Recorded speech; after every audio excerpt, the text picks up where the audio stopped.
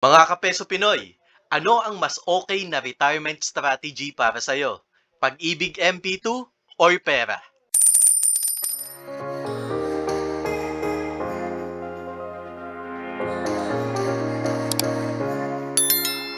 Siyempre mga kapeso, ang pinakauna nating tanong dito, paano nga ba mag-open ng Pag-ibig MP2 at saka ng pera? Gumawa tayo ng separate content para dyan mga kapeso. Nasa baba ang link para mapanood nyo kung paano tayo makakapag-open ng Pag-ibig MP2 o kaya naman ng Personal Equity Retirement Account. Magkano nga ba ang kailangan natin mga kapeso para makapag-open tayo ng Pag-ibig MP2? 500 pesos lamang mga kapeso ang kailangan natin. At normally, sa pera naman, ang kailangan naman natin ay 1,000 pesos. Siyempre mga kapeso, alam natin na sa Pag-ibig MP2, ang pwede lang magbigay niyan sa atin ay ang pag-ibig. Kakaiba yan para sa pera kasi meron tayong iba't ibang administrator. Andyan ang ATRAM, ang BDO, ang BPI at ang pinakabago sa lahat, ang Dragonfly. Hindi pa nila ito nalo-launch pero sabi nila this coming year dapat malo-launch na ang pag-ibig or ang pera sa kanilang website. Kaso nga lang mga kapeso, sa pera, meron tayong contribution limits. Nagkakahalaga ng 200,000 pesos para sa ating mga locally employed o nandito lamang sa Pilipinas o kumikita sa Pilipinas. Para sa mga OFWs naman, 400,000 pesos naman ang limit. Kung kayo ay mag-asawa, tig 200,000 pesos naman kayo ng limit kung locally employed kayo both or kung pares kayong OFW, tig 400,000 pesos naman ang inyong limit. Kakaiba yan sa Pag-ibig MP2 kasi walang limit ang paghuhulog natin dito according to sa kanilang frequently asked questions. Ito naman mga kapeso, alam ko ito yung sunod yung question. Paano sa withdrawal? Sa Pag-ibig MP2 savings mga kapeso, 5 years lang ang kailangan, pwede mo nang ma-withdraw ang iyong savings or investment sa kanila. Pero mga kapeso, sa Personal Equity Retirement Account, kailangan 55 years old ka at nakapaghulog ka na sa loob ng 5 taon bago mo ma-withdraw ang iyong Personal Equity Retirement Account. Obviously mga kapeso, retirement talaga ang focus ng pera kasi dapat pa-retire ka na bago mo ito makuha. Ito pa mga kapeso, siguro may mga limitations din naman o may mga exceptions din naman. Katulad na lang halimbawa ng total disability or insanity, separation sa ating service o sa ating pinagtatrabuhan due to health reasons, retirement o kaya naman haalis ka na ng bansa or death of the member or immediate family member. O kaya naman malapit ka ng ma-lay off or nag-close talaga yung company, critical illness of the member or immediate family member.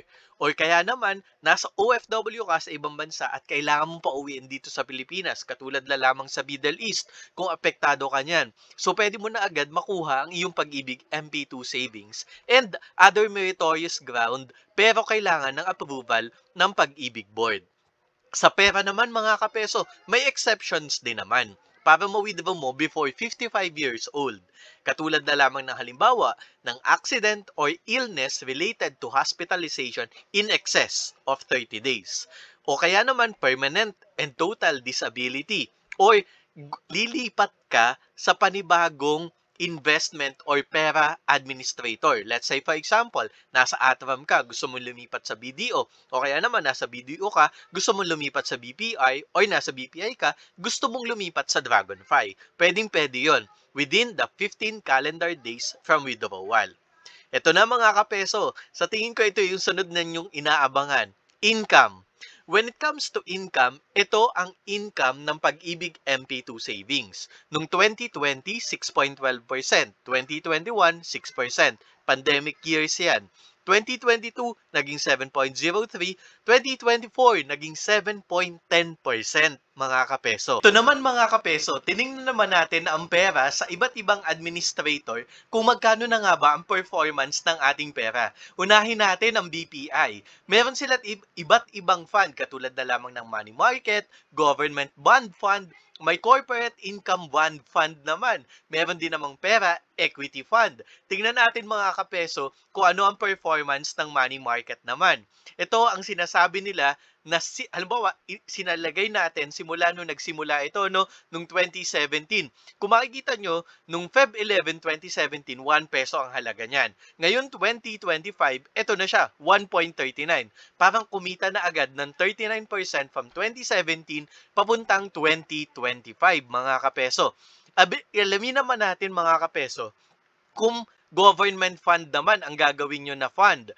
Kung nagsimula tayo ng 2017, nagkakahalaga din yan ng piso at ngayong 2025 naman, ang pinakamataas ay 1.43. Ibig sabihin mga kapeso, kumita na tayo ng 43% sa loob ng 2017 hanggang 2025. Kung pipiliin mo naman mga kapeso ay corporate income fund, so normally sa mga bonds ito mga kapeso.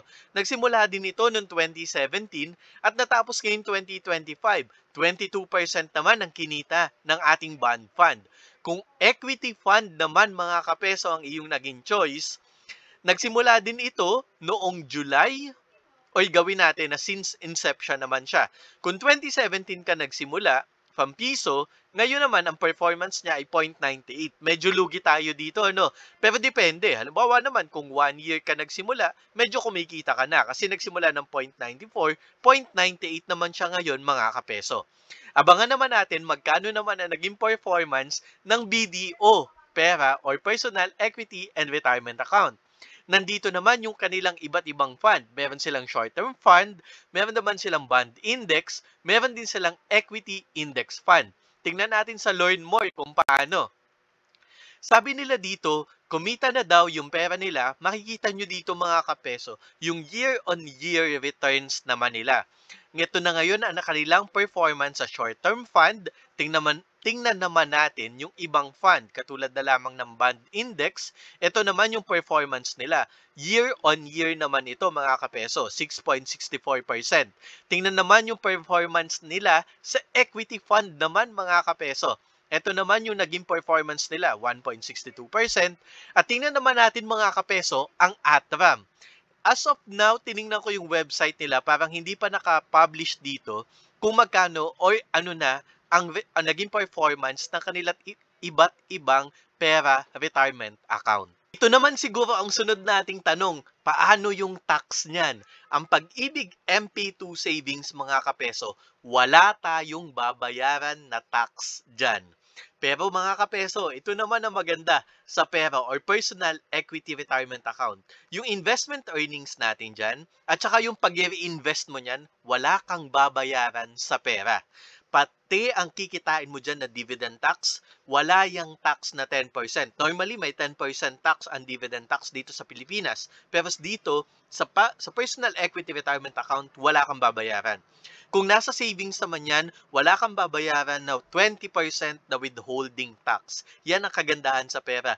At ito pa siguro, ang isa sa magugustuhan mo sa pera. Wala ka nang babayaran na tax, meron ka pang 5% tax credit. So, syempre kung na-maximize mo mga kapeso, yung sa locally employed na 200,000, may 10,000 pesos ka pa na tax credit na pwede mong i-reinvest.